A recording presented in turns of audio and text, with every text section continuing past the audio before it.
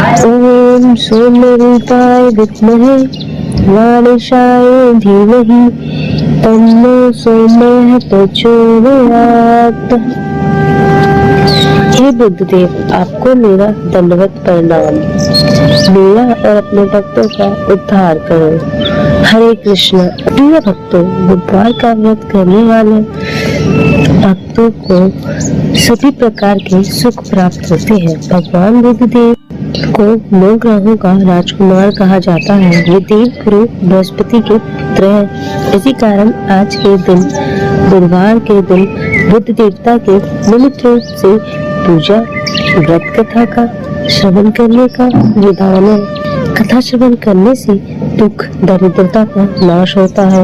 विद्यार्थी को विद्या, धन की इच्छा रखने वाले को धन, नौकरी चाहने वाले को नौकरी, व्यापारी को व्यापार में लाभ, विवाह की इच्छा रखने वाले को योग्य वर, कन्या तथा निसंतान को संतान की प्राप्ति होती है तथा जो मनुष्य इनका अनादर करते हैं तो बुद्ध देवता के अप्रसन्न हो जाने पर मनुष्य को अनेक पीड़ाएं होती हैं। सभी उपद्रव के समाधान के लिए बुद्ध देवता की पूजा प्रत्येक बुधवार के दिन करनी चाहिए।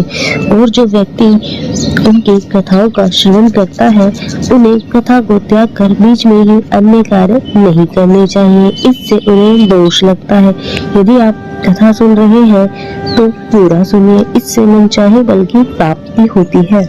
आज हम श्रवण करेंगे बुधवार के दिन सुनी जाने वाली भगवान बुद्ध देव की बड़ी ही दुर्लभ एवं पौराणिक व्रत कथा।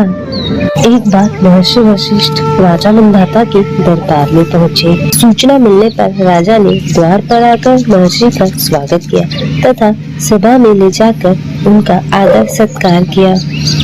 उन्होंने कहा, हे गुरु जी, आप प्रजा के कल्याण के लिए कोई ऐसा उपाय बताइए जिससे मेरी संपूर्ण प्रजा कष्टों से मुक्त होकर स्वर्गारोहण करे।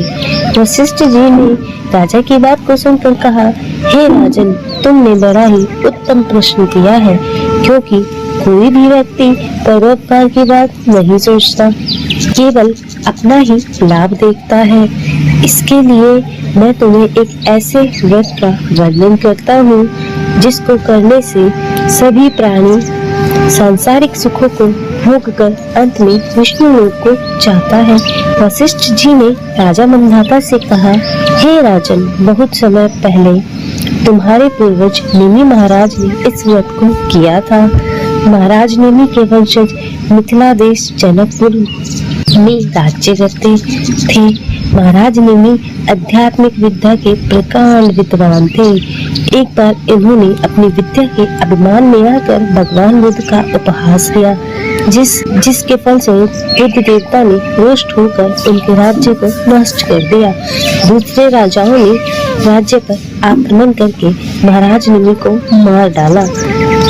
राजा की मृत्यु के पश्चात आक्रमणकारी सेना ने नगर के चारों तरफ से घेर लिया। रानी ने विचार किया, अब हमारे शेष परिजन भी शत्रुओं द्वारा मार डाले जाएंगे, अतः अच्छा यही होगा कि हम चुपके से नगर के बाहर निकल जाएं। महल के गुप्त मार्ग से निकलकर रानी अपने पुत्र एवं पुत्री के साथ वन में चली गई। कई दिनों तक वन में वे भूख प्यास से तड़पते रहे। किसी प्रकार भटकते भटकते वे उज्जैनी नगरी में जा पहुँचे। बड़ी चेष्टा करने के बाद रानी को एक ब्राह्मण के घर में धान कूटने व आटा पीसने का काम मिल गया। रानी के बच्चे भूख से छटपटा रहे थे। रानी से बच्चों का दुख देखा नहीं गया। उसने 7 चुटकी गेहूं का आटा बच्चों को खाने के लिए दे दिया। बच्चे उसे कच्चा ही खाने लगे। शाम को ब्राह्मण के द्वारा उन्हें मजदूरी के रूप में बहुत सा आटा मिला, जिससे वे अपनी भूख को शांत कर सके। रानी को अपनी चोरी याद न रही, परंतु यमराज की बही खाता में उसकी चोरी लिख ली गई थी। धीरे धीरे समय व्यतीत होता गया। रानी और राजकुमार की सेवाओं से ब्राह्मण देवता बहुत ही प्रसन्न थे। कई बार उनके भेद को ब्राह्मण ने जानना भी चाहा, किंतु हर बार रानी ने उस बात को टाल दिया। एक दिन ब्राह्मण ने उस बालक की हस्तरेखाएं देखकर कहा, यह बालक तो कोई राजकुमार है। इसकी रेखाओं से ऐसा जान पड़ता है कि यह किसी दिन बहुत बड़े साम्राज्य का स्वामी होगा। मुझे ऐसा विश्वास हो रहा है कि तुम लोगों पर किसी देवता का प्रकोप हुआ है, जिसके फलस्वरूप तुम्हें अपार कष्टों को भोगना पड़ रहा है। रानी के नेत्रों से आंसू छलक गए और उसने ब्राह्मण के पैर पकड़कर उस कष्ट के निवारण का उपाय पूछा। ब्राह्मण ने कहा, तुम लोगों पर बुध देवता का प्रकोप है, अतः तुम लोग उनका व्रत करो और कथा सुनो। ऐसा करने से तुम्हारा दुख निश्चित ही दूर हो जाएगा। ब्राह्मणों ने पूजा एवं व्रत की सारी विधि बता दी। ब्राह्मण के कथना अनुसार वो तीनों प्राणी बुध देवता की आराधना एवं व्रत करने लगे। बुध देवता के व्रत और उनकी कथा सुनने से बुध देवता निमि रानी और राजकुमार पर प्रसन्न हुए और उन्होंने उनके पिता निमि का राज्य दिलाने का निश्चय किया। बुध देवता के प्रभाव से मिथिला नगरी में विप्लव हो गया और प्रजा ने नए राजा को मारकर खदेड़ दिया और निमि के पुत्र की खोज आरंभ कर दी। दूत लोग खोजते हुए ब्राह्मण के आश्रम में उज्जैनी जा पहुँचे। वहाँ से वे लोग राजकुमार को अपने देश ले आए और उसे राज्य सिंहासन पर बैठाकर उसका राज्याभिषेक किया और राजकुमारी का विवाह धर्मराज के साथ हो गया एवं उस आश्रयदाता को राजगुरु का पद दिया गया। राजकुमारी महाराज धर्मराज के महल में चली गई। महाराज के महल में सदैव बंद रहने वाले 7 गुप्त द्वार थे। महाराज ने उन द्वारों को खोलने के लिए राजकुमारी को मना किया था। निषेध के कारण राजकुमारी की उत्सुकता बढ़ गई। एक दिन जब धर्मराज कार्यवश महल से बाहर गए हुए थे, तब राजकुमारी ने चुपके से एक द्वार खोल डाला। यह द्वार राजमहल से नर्क की ओर गया था। राजकुमारी ने देखा वहाँ पर अनेकों अन्य लोगों के साथ उसकी माता भी गर्म तेल की कढ़ाई में उबाली जा रही थी। प्रिय भक्तजनों, अपनी आयु पूरी करने के बाद राजकुमारी की माता का देहांत हो गया था। अब मरने के बाद वे नर्क में चली गई थी। यही सब राजकुमारी ने देखा। इस दृश्य से उसकी व्याकुलता और बढ़ गई और उसने एक एक करके सभी द्वार को खोलकर देखा और सभी जगहों पर अपनी माता को यातना सहते हुए पाया। धर्मराज के लौटने पर उसने अपनी माता की दुर्दशा की बात कही। उत्तर में धर्मराज ने बतलाया, तुम्हारी माता ने ब्राह्मण के आटे में से 7 चुटकी आटा चुरा कर तुम लोगों को खिलाया था और उसी पाप का यह फल उसे भोगना पड़ रहा है। राजकुमारी द्वारा धर्मराज से प्रायश्चित का विधान पूछने पर उन्होंने कहा, तुम सब बुध देवता का व्रत करो तो तुम्हारी माता का उद्धार हो जाएगा। धर्मराज के कथन अनुसार राजकुमारी के परिवार वालों ने भक्ति पूर्वक बुध देवता का व्रत किया। इस प्रकार उन लोगों ने 27 बुधवार तक विधि पूर्वक व्रत किया। व्रत की समाप्ति पर खीर और मालपुए का भोग बुध देवता को अर्पित करके 1000 ब्राह्मणों को भोजन कराया और उन्हें 5-5 गायें एवं दक्षिणा स्वरूप स्वर्ण की मुद्राएं दी। नगर भर में घूमकर घर में धूमधाम के साथ बुध देवता का प्रसाद वितरित किया। व्रत के प्रभाव से बुध देवता ने प्रकट होकर उन्हें वरदान दिया कि मिथिला वंश के राज्य में अक्षय तथा उसकी माता नर्क की यातनाओं से छूटकर विमान द्वारा स्वर्गारोहण करेंगी। उस समय मांगलिक ध्वनि के बीच रानी विमान में बैठकर सत्यधाम को चली गई। उसी दिन से देश भर में सभी लोग बुध देवता का व्रत करने लगे। राजा मानधाता से वशिष्ठ जी ने कहा, तुम भी अपनी संपूर्ण प्रजा से इस व्रत का पालन करवाओ। ऐसा करने से तुम्हारे राज्य में वृद्धि होगी। व्यक्ति को अंत में वैकुंठ धाम की प्राप्ति होगी। वशिष्ठ जी के आदेशानुसार ही मानधाता के राज्य में घर घर में बुध देवता का व्रत पूजन किया जाने लगा। इसके फल स्वरूप राजा को भी सभी प्रकार का सुख सौभाग्य प्राप्त हुआ। अतः जो व्यक्ति इस व्रत को करता है वह सभी सुखों को भोग कर अंत में परम धाम को प्राप्त होता है। ओम बूम बुद्धाय नमः। हर हर महादेव। ओम नमः शिवाय। ओम गण गणपते नमः। बोलिए गणेश जी महाराज की जय। बुद्ध देव की जय। प्रिय भक्तजनों, बुध को बुद्धि का कारण माना गया है, जो कि एक महत्वपूर्ण ग्रह भी है। अगर किसी की कुंडली में बुध खराब हो तो उसके जीवन में कभी भी तरक्की नहीं होती और साथ ही उसे कभी भी कामयाबी नहीं मिलती है। बुध को व्यापार और बहन बेटी का कारक भी माना जाता है। इस दिन भगवान गणेश का दिन होता है, जो कि बुद्धि के देवता माने जाते हैं, जो अपने भक्तों के सभी विघ्न बाधाओं को हरण कर लेते हैं। इसलिए उन्हें विघ्नहर्ता भी कहा जाता है। अगर कोई भक्त उनका सच्चे मन से पूजन करे तो उसके जीवन में धन और सुख समृद्धि की कभी कमी नहीं रहती। और भगवान गणपति, जिन्हें विघ्नहर्ता भी कहते हैं, उनकी पूजा अर्चना करने से जीवन के सभी दुख दूर हो जाते हैं। और इस दिन व्रत रखने का भी विधान है। अगर कोई इस दिन सच्चे मन से गणेश जी की आराधना करता है तो उसके जीवन के सभी कष्ट दूर हो जाते हैं। तो प्रिय भक्तों, आज हम इस वीडियो में बुधवार की व्रत कथा सुनेंगे। इस कथा को सुनने अथवा पाठ करने मात्र से ही आपके जीवन में धन, बल, बुद्धि, विद्या की वृद्धि होती है तथा आने वाले सभी संकटों का नाश हो जाता है। तो आइए श्रवण करते हैं। इससे पहले आप सभी प्रेम से बोलिए श्री गणेश जी महाराज की जय। बुद्ध देव की जय। प्राचीन काल की बात है। किसी ग्राम में एक साहूकार अपनी पत्नी के साथ रहता था। पति पत्नी दोनों भगवान गणेश की पूजा करते थे और दीन दुखियों की मदद करने के लिए हमेशा तत्पर रहते थे। और ईश्वर की कृपा से उनके पास धन धान्य की कोई कमी नहीं थी। कमी थी तो बस एक संतान की। पति पत्नी संतान नहीं होने से दुखी रहते थे। तब गांव वाले संतान न होने की वजह से उन्हें हमेशा ताने सुनाते थे। पर साहूकार और उसकी पत्नी को ईश्वर पर पूर्ण विश्वास था। ईश्वर ने जरूर कुछ अच्छा सोचकर रखा होगा हमारे लिए, ऐसा सोचा करते थे। एक बार वह पति पत्नी मंदिर में भगवान गणेश जी के दर्शन और पूजा अर्चना करने गए। और जब वे पूजा करके बाहर आए तो उन्होंने देखा कि एक बालक मंदिर की सीढ़ियों पर बैठकर रो रहा है और उसके पास किसी को ना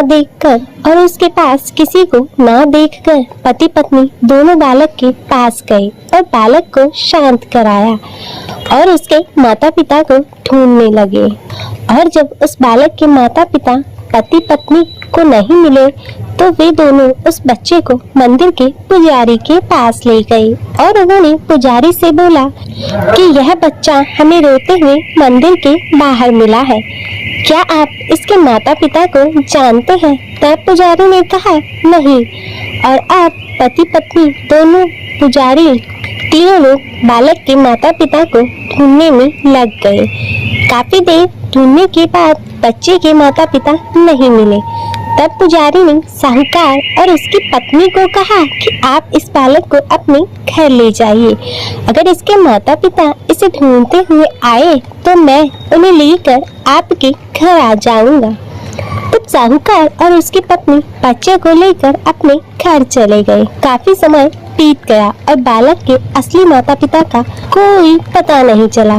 तो उन्होंने गांव के सरपंच से अनुमति लेकर बच्चे को गोद ले लिया और उस नन्हे से बालक का नाम गणेश रख दिया। और कुछ दिन बाद गांव में एक पति पत्नी आए जो कि चोर थे और गांव में जाकर उन्हें पता चला कि गांव में सबसे ज्यादा धनी व्यक्ति साहूकार है जिसकी कोई संतान नहीं है और उन्होंने एक बच्चे को गोद लिया है जिसके माता पिता का कोई अता पता नहीं है। और वे दोनों चोर पति पत्नी अब विचार करने लगे कि साहूकार को कैसे लूटा जाए। उन्होंने योजना बनाई कि वे दोनों बच्चे के असली माता पिता बनकर उनके पास जाएंगे और योजना बनाकर पति पत्नी दोनों मंदिर में जाकर बैठकर रोने लगे। उन्हें रोता देखकर मंदिर के पुजारी आए और उनके रोने का कारण पूछने लगे। पति पत्नी ने बताया कि आज से 4 साल पहले इसी मंदिर में हमारा बच्चा खो गया था।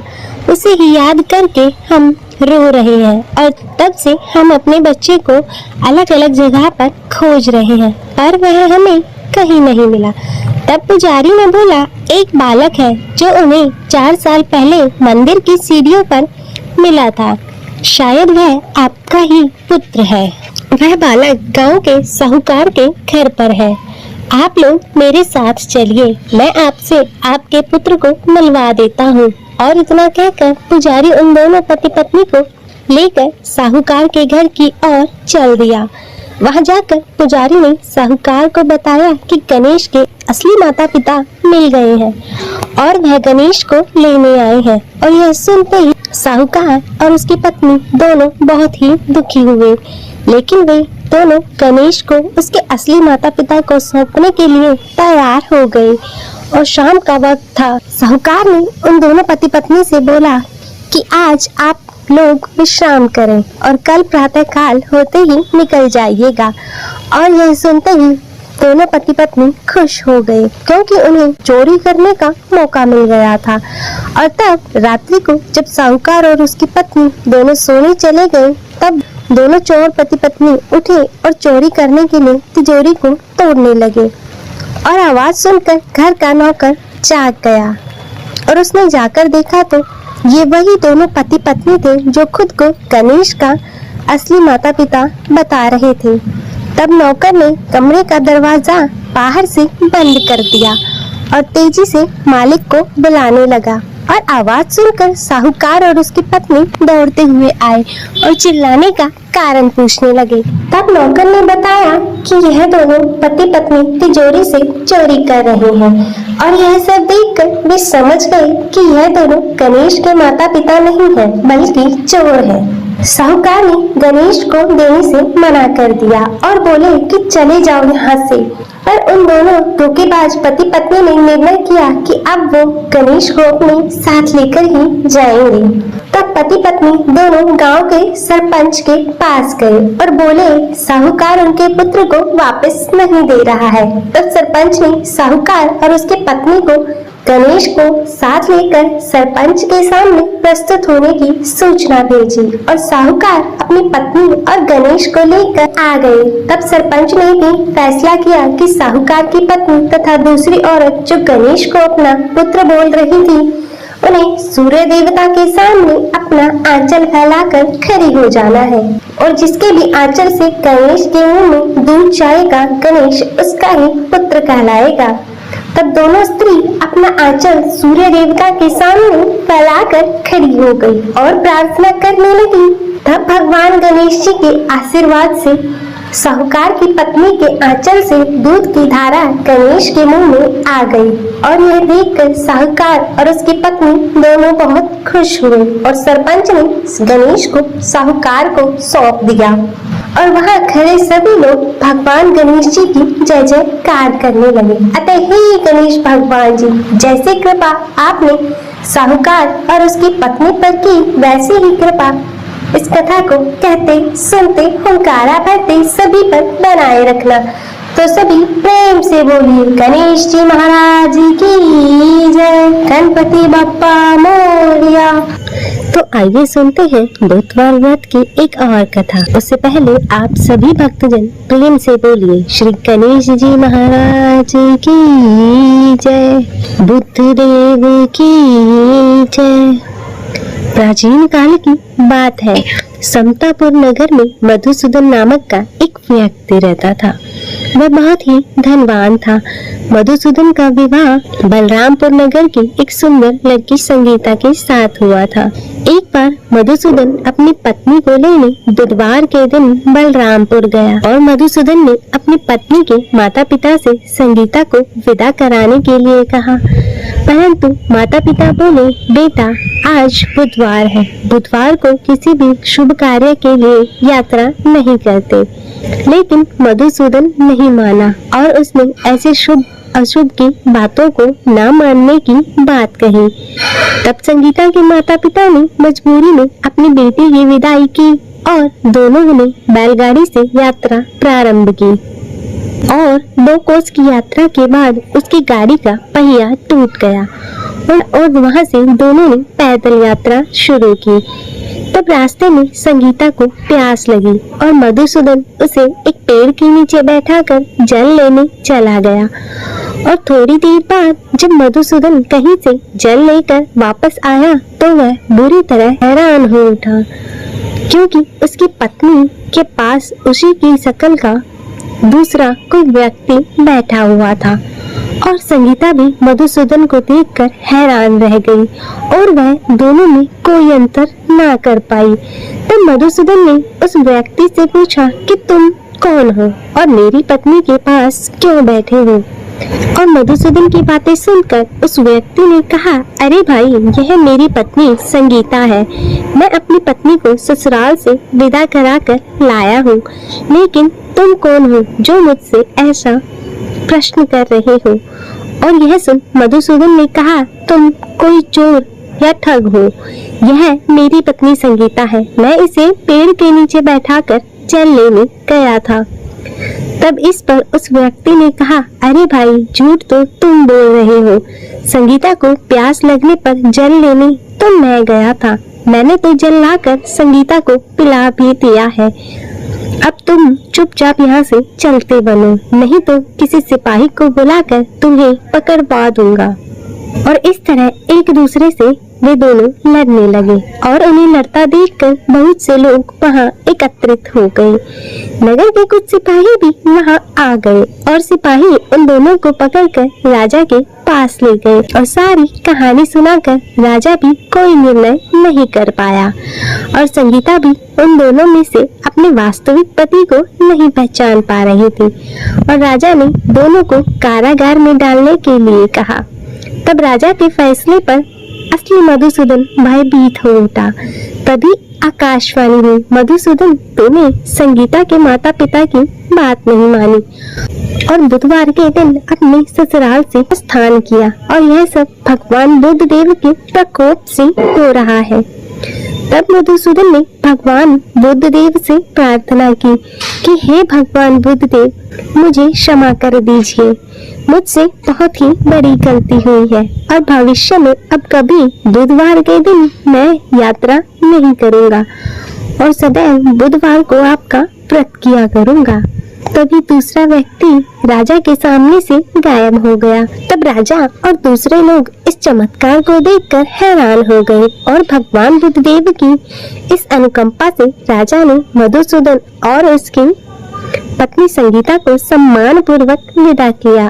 और कुछ दूर चलने पर रास्ते में उन्हें बैलगाड़ी मिल गई और टूटा हुआ पहिया भी जुड़ा हुआ था और दोनों उसमें बैठकर क्षमतापुर की ओर चल दिए। तब मधुसूदन और उसकी पत्नी संगीता दोनों बुधवार को व्रत करते हुए आनंद पूर्वक जीवन यापन करने लगे।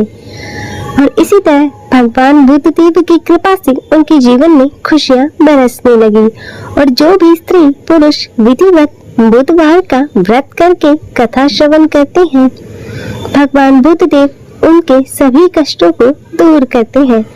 अतः हे भगवान बुद्ध देव जी, इस कथा को कहते सुनते हुंकारा भरते सभी पर अपनी कृपा बनाए रखना और सभी के जीवन से कष्टों को दूर करना। तो सभी प्रेम से बोले भगवान बुद्ध देव की जय, गणेश जी महाराज की जय। तो आइए भक्तजनों, अब करते हैं भगवान गणेश जी की आरती।